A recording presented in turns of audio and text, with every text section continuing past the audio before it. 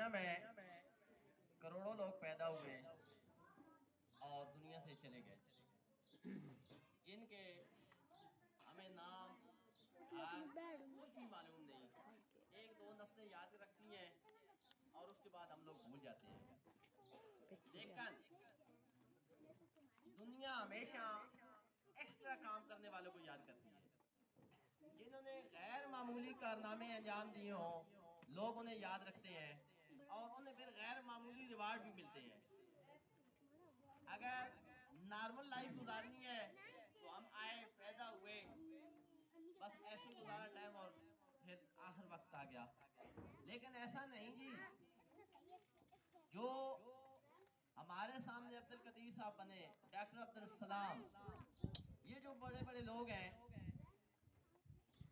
ये इन्हीं स्कूलों से पढ़ के गए हैं। हमारे जैसे ही लोग हैं।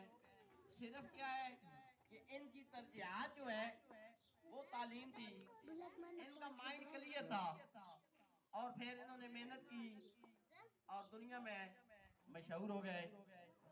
मैं कभी कभी ये सोचता हूँ कि जिसने एक इंजेक्शन बनाया, ये जो टीका, डॉक्टर साहब सामने बैठे तो मुझे एग्जांपल याद आ गई। उसने करोड़ों लोगों पर एहसान किया।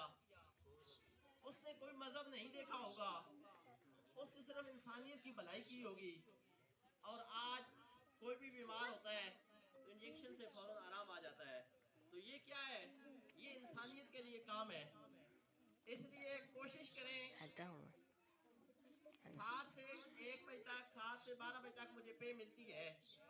लेकिन अगर मैं 7 से 1 बजे तक काम करूं, 1 घंटा 2 घंटे एक्स्ट्रा, तो वो मेरा जी रिवार्ड है, वो मेरा काम है और वो मेरा पैशन है।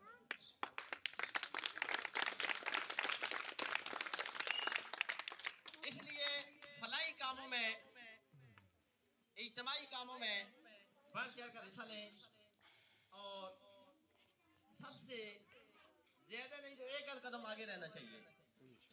अब मैं एक ऐसी शख्सियत को दावत देने जा रहा हूँ जिन्होंने 18 साल स्कूल में पढ़ाया और खुशी की बात ये थी कि उन्होंने ज्वाइन भी यहीं किया और यहाँ से ही रिटायरमेंट ली।